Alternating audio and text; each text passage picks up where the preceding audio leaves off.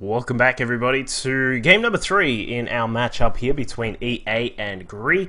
We've seen some very interesting, well, I suppose it's been a couple of base trades for the most part up until now. We'll see what happens in this game. As we can see, we've got our red Protoss player down at the southern side of Korhal City, I believe the map is. I can't remember exactly. I think that's what this one is called. I don't actually play this one too often. I'm not a big fan of this map. But down in the bottom left is our red Protoss player for Team GREE. Going to be trying to fight back against his opponent, who will be looking to secure a quick 3-0 victory. It is Johnny. I believe it's LML. I'm sort of not sure about Johnny's name there, but we do have a very interesting storyline in this match. We'll get to that in just a second. Let's introduce our blue Zerg player.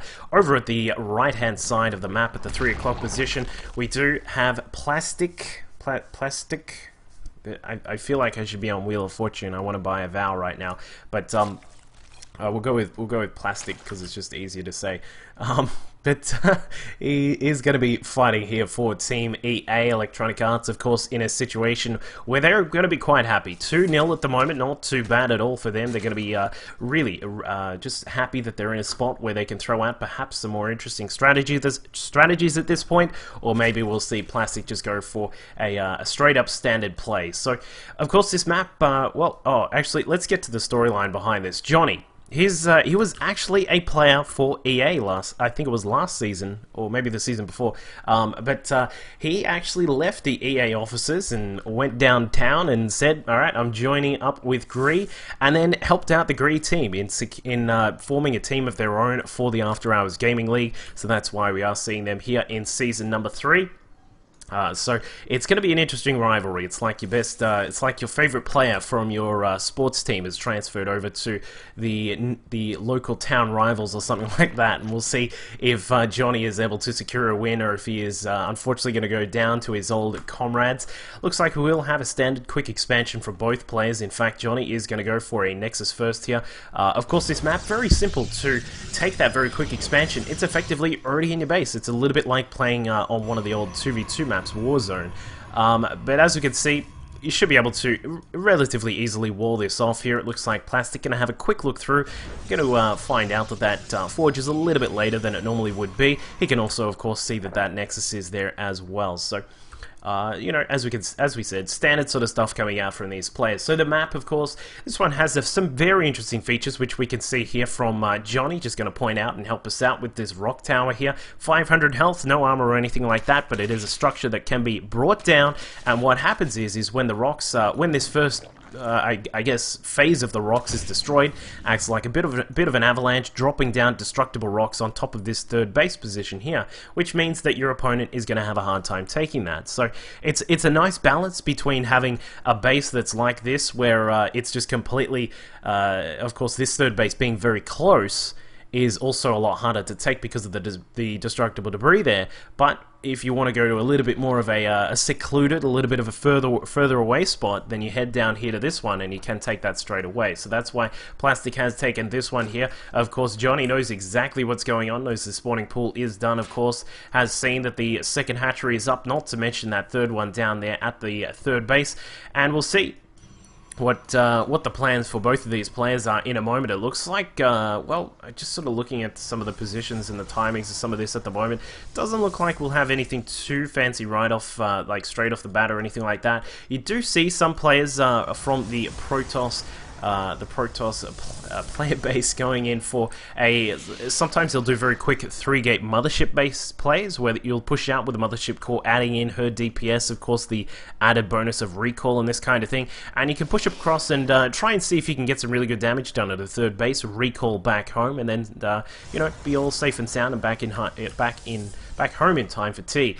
But that hasn't really gone that way just as of yet. Plastic, I don't know how I feel about that scout. That's a very early scout. That started moving through at about the 5-minute mark, which is a little bit too early to catch the standard sort of Protoss, the Protoss fanfare that goes up. Now, it looks like Johnny is going to take his 4th gas here. He's also going to get rid of that Overlord, and now it looks like, well, he's just going to continue up to not continue to macro up. It looks like he's going to cancel some things here. Does have quite a lot of minerals built up, but 3 gates go down, 4 gates go down. I think Johnny is going to transition into a very quick attack here. Looks like the mothership core has been brought out into action. The shiny disco ball going to be thrown up here. Looks like wow, we're going to go pretty hard on the gates here tonight. We've got 7 gates out in force here for Johnny. None of this has been scouted out. Keep in mind, the Lings have been kept at bay. The Overlord perhaps a little bit too early to try and run through the base and try and figure out what his opponent is up to. Johnny probably going to sit around this 34 probe mark and not get any more probes from this point on. In fact, as I say that, he gets 1 extra one. Thanks for making me look bad, Johnny. Jeez.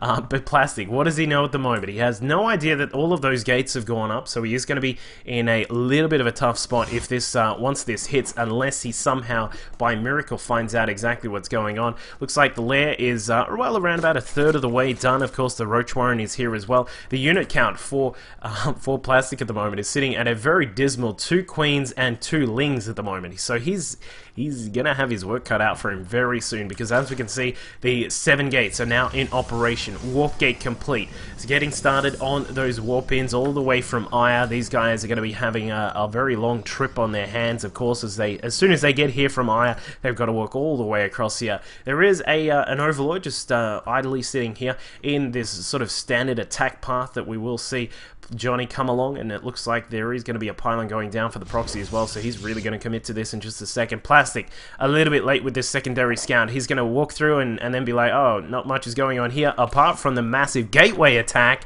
And here it goes. We've got a lot of sentries warping in, coming in to help out with their force fields. Now, this is a difficult position on this map because, as we can see here, this very key ramp is going to provide Johnny with the ability to force field out the units. Now, either he can walk in here, if there's a small amount of units inside the main, then he can, of course, come in here and just force field out this section here.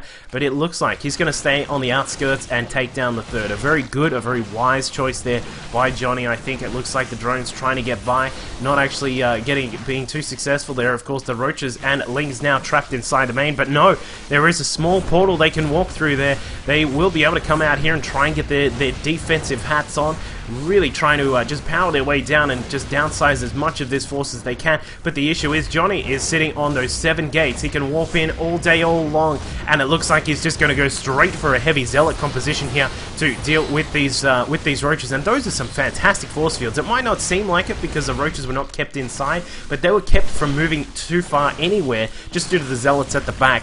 And I think Johnny is going to have his cake and eat it too here, joining up with GREE, bringing them into the fold in the After Hours Gaming League, and he's going to have the last laugh against one of his old teammates, of course, from EA Plastic. A little bit unfortunate here. His scout just a tiny bit early. The drones have now come out to defend, and you know that is a pretty surefire sign that the game is over. But as we said, a little bit early with the scout perhaps from Plastic, and he's going to suffer the consequences, unfortunately for him, with the mothership core up in the sky, providing that extra firepower, able to throw down the time warp and the recall if needed. But the Stalkers, the Sentries, and the few Zealots left over have done their work. A GG and a smile from Plastic. It's all good fun here at the After Hours Gaming League, so make sure you stay tuned. We are going to go into a game number 4 in just a moment. The score is currently sitting at 2-1 in this best of 5, and I'll catch you in the next game.